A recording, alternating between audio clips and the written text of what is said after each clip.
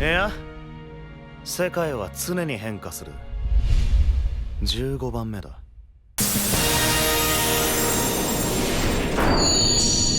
How's it going, everybody? It's Yeong here, and welcome to day 22 of the Final Fantasy XV Countdown Retrospective. Before you proceed, I highly recommend you check out day 23, in which I discuss the rest of the Final Fantasy XV news for 2013. In this video, we're going to dive straight into 2014 and discuss news all the way up until the release of a new Square Enix soundtrack CD album, Memoria: The Best of Yoko Shinomura, where we got to hear a clean version of yet another score from the highly anticipated title. The last we heard of Final Fantasy XV for 2013 was on December 24th. We would next hear of the game 9 days later on January 2nd, 2014. On this date, Twitter user @isaparrot, who has apparently proven to be a reliable source of rumors, released the following tweet detailing how Final Fantasy XV once used to be a PlayStation 4 exclusive. He said, Final Fantasy XV PS4 exclusivity, even to this day, some insiders claim was a thing, and these insiders are about as trustworthy as they come. Perhaps this explains all those articles released prior to the title change at E3 2013 from Versus 13 to 15. These articles basically said that not only have insider sources told them of the title change, but also that the game would remain a PlayStation exclusive, which didn't turn out to be the case. Regardless, all of that is irrelevant because the game did turn out to be multi-platform, which is never a bad thing in my opinion. Following @isaparrot's tweet, a little over a month later on February 13th, 2014, website Video Gamer released an interview that they did with Final Fantasy series producer Yoshinori Kitase, who once again reassured fans that Final Fantasy XV is quite far into development and that it's a very high priority over at Square Enix. Here's exactly what he said.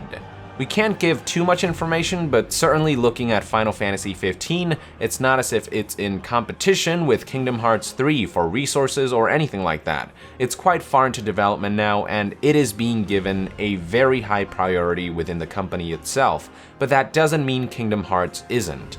The article also detailed one last excerpt from Kitase discussing how despite the name change, Final Fantasy XV is still in some ways tied to the Fabula Nova Crystallis mythology. He said, right from the start, when we first announced it as Versus 13, the game itself was backed up by the same crystal legend, the Fabula Nova Crystallis mythology that underpins the whole of the 13 series. So even though it's not necessarily the same universe or the same game, they're all linked and underpinned by the backdrop of that legend. Now it's moved on, obviously the title's been changed to Final Fantasy XV, but that hasn't actually changed. The story and the world is still going to be linked and backed up by that, so yes, there is the link between 13 and 15, and they both share that mythology as a backdrop and as a starting point. In other words, while 13 and 15 don't share a direct connection, they are loosely linked by this Fabula Nova Crystallis mythos. While we are on the topic of Yoshinori Kitase, let's move on to the next bit of Final Fantasy XV news. This one released the following month on March 16th, 2014, which was when website Denki-File released this interview with both Final Fantasy producer Yoshinori Kitase and longtime Final Fantasy art director Yusuke Naora. While there wasn't any new information about 15 per se, something that website Nova Crystallis noticed 4 days later on March 20th, 2014, is that the interview suggested there has been a shift in staff members behind the scenes.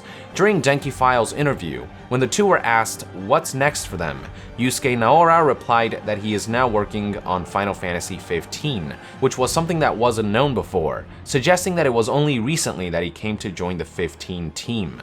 The reason this is significant is because Yusuke Naora was the lead art director for games such as Final Fantasy VII, 8, 10, and Type 0, so the guy is pretty high profile, and him joining the 15 team was most definitely welcome news.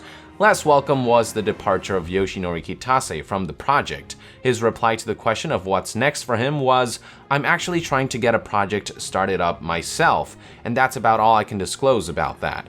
Neither of us actually ever knows what the other is working on at any given time. So yeah, this made it pretty clear that the longtime producer had departed from the project. So by this point, the role of Final Fantasy XV producer had been shifted to Shinji Hashimoto, who is also the brand manager of Final Fantasy. While we didn't see it then, this served as a clear sign that some kind of major reform was going on behind the scenes, which eventually culminated to the departure of the then director Tetsuya Nomura, who was replaced by Hajime Tabata, the current director of Final Fantasy XV. But I'm getting ahead of myself, that's news for another day. So after Denki File's interview article was released on March 16, 2014, the month ended on a high note 6 days later on March 26, 2014, which was the day that Square Enix released their new album, Memoria the Best of Yoko Shinomura, a sequel to the album released exactly 6 years ago on March 26, 2008, Dramatica the Best of Yoko Shinomura.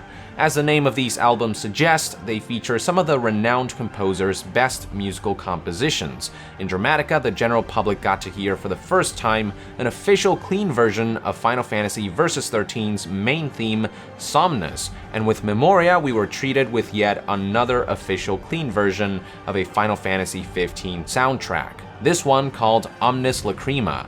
While the song was featured in multiple trailers, this was the first time that the general public got to hear it in its full glory without any extra background noises. Check it out.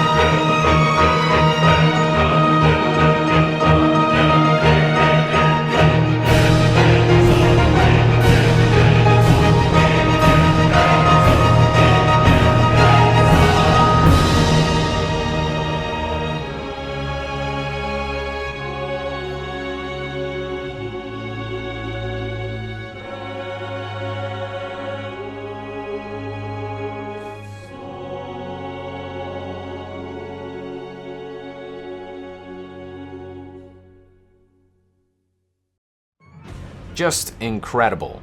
I am telling you, Yoko Shinomura's music is half the reason I'm excited for Final Fantasy XV. I'm sure there are still a lot of soundtracks that we haven't heard yet, and I'm avidly looking forward to hearing what they sound like, especially in conjunction with the game's epic scenes and moments. Alright, I think this is a good place to end the video, so with that, I would like to conclude today's episode of the Final Fantasy XV Countdown Retrospective. Thank you for tuning in. Let us know in the comments below your thoughts and opinions about Yoko Shinomura's Omnis Lacrima, and to be further updated on all things Final Fantasy, stay tuned right here on Young Yeah. I'll see you guys next time. Young out!